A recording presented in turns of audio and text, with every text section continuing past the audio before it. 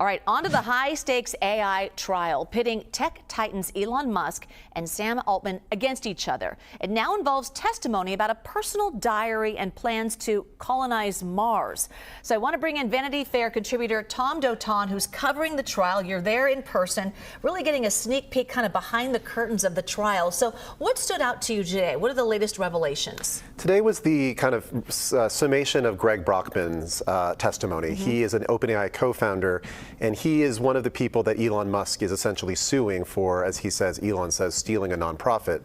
And so one of the biggest piece of evidence that Elon's side had is this diary that he kept for over a decade.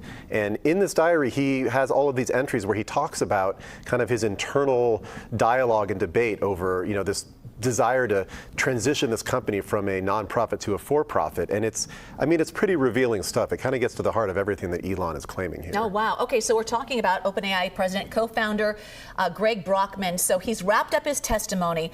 What impact do you think that his testimony will have on the case that you heard today?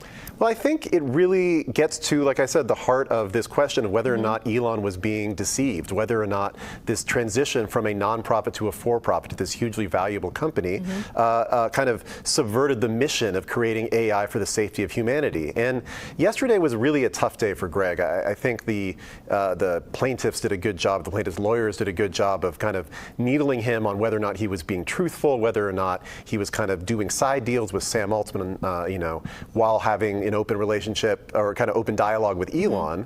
And then today I thought he did a much better job of seeming like, look, things were moving very fast. We were trying to build this company. There was a lot of debate and fight between Elon and us. And, that's kind of a normal way people do business. It's not that untoward. Okay, I can't help but think when you say the word diary, we kind of think it's really a window into his thoughts and what was happening. Anything else intriguing from those diary pages? He talked about how much money he was going to be potentially making as OpenAI grows. Well, he wanted the diary, which was a big argument, was like, what will it take for me to get to $1 billion? What would it take for me to be basically worth $1 billion? And they really hammered him on this yesterday, saying like, how much are you worth now? And the answer is 30 billion, given that OpenAI has become so much more valuable. So they're like, well, look, if you think 1 billion is enough, you're worth 30 billion now. Why don't you just donate 29 billion to the nonprofit? If you care so much about this nonprofit, why don't you do it?